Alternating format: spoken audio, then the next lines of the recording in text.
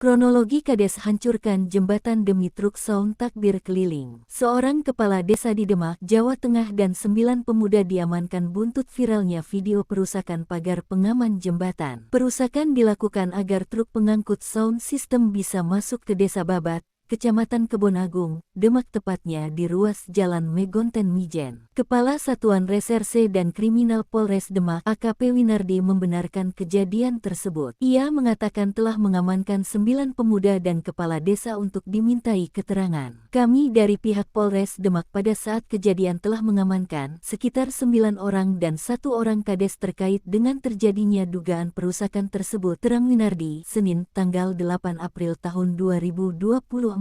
Dia mengaku bertemu dengan sopir truk yang lain secara tidak sengaja. Rencananya, sound system akan digunakan untuk takbir keliling antar musola di Desa Babat. Eko menyebutkan, untuk biaya sewa truk sound system 8 yang dikemudikannya sebesar 16 juta rupiah per hari. Sedangkan untuk truk lain, 10 sound system dihargai 20